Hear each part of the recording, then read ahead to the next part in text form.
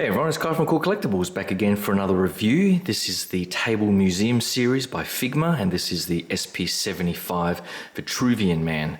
And just before I get too far into this review, I just got to point out that I completely screwed up something yesterday in my review of the statue of David, so I'll bring him out now. Yesterday I said that I thought this was a towel, where, well, in my eyes, I thought it was the toy designers trying to be funny and having him have a towel to whip people with. But as it turns out, this is actually his sling, which makes sense since this is the David against David and Goliath, and that's the sling with the rock in which he kills or at least battles that Goliath. So just to point out that mistake of mine yesterday, I think it was someone on Reddit who questioned me on that yesterday, which was pretty hilarious. So that was a nice little bit of discussion happening over there on Reddit. But I thought I'd just point that out in case you were wondering what the hell I was on about in yesterday's review. But on to this one, the Vitruvian Man, and of course this is the Leonardo da Vinci drawing. That is pretty much one of the most iconic drawings that I can think of. There you go. I guess from a scientific perspective, or I guess a purist human proportions perspective, I guess the drawing was meant to sort of go through what all those perfect proportions are for a human male. You can see all the sort of fun ideas that you can have with this particular figure. So there he is, I guess, bench pressing, what do they call it, David there. Talking about screw-ups, this figure here, not my screw-up, but whoever printed this backdrop, for example, they did not align the hole properly. So you'll see that on the back here, the original hole was there.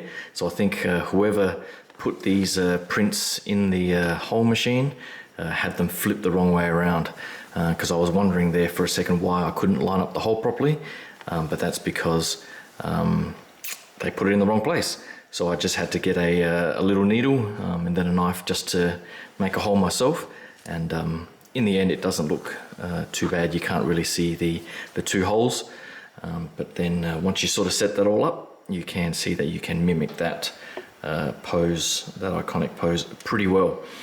So from an accessories perspective, make sure you check the box for this background card. I only found out because it was mentioned in the instruction book. Otherwise I would have thrown the box out with this in it, which would have been unfortunate. But it is in the box lining, so just double check before you throw it out. So the set does come with the stand there, as you can see, the backdrop, and it also comes with some swap out pieces. So because he's got the four arms in the normal sculpt, it's got an alternate sculpt that gives you just the standard two arms if you want to just pose him up like that. Again, the paint application is not too bad. Bit of the brown wash and so on there. I do have a little weird spot there, but other than that, it does look pretty good.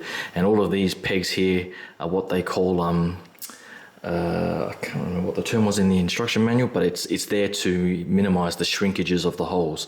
So that is a nice considerate thing that they have included for all of these figure sets. Similarly, for the four legs, you can swap these out for the two thighs here, so you can just have two legs.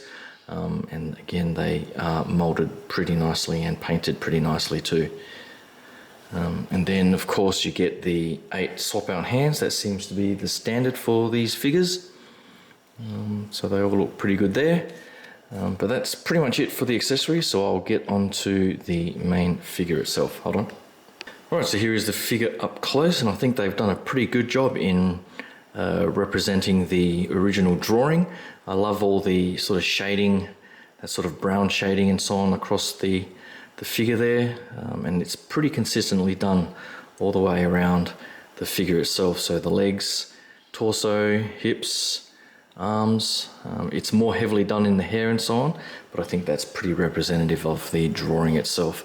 I think the head sculpt is pretty spot on, and I love that they've incorporated the sort of double arms in that sort of unique sculpt there, and similarly for the forelegs where you've got this sort of extension at the bottom there.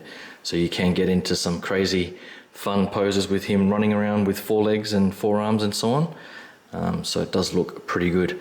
Articulation wise, particularly if you swap it over for the other pieces, it pretty much ends up with the same articulation as the Thinker and the Statue of David, where it pretty much becomes just your normal human figure, action figure.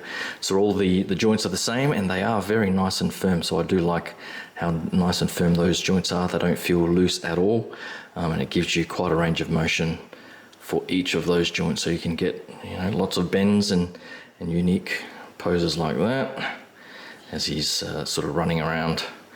So you can get him in all sorts of funny positions, and I think you can definitely have a lot of fun with him mucking around with the other figures as well. So I think together with the Statue of David and so on, and the Thinker, and what else I've got, the Terracotta Warrior coming up as well. So I think with all of these classic statues and sort of iconic artworks from hundreds to thousands of years old, there's definitely a lot of fun to be had in mucking around with them on the display.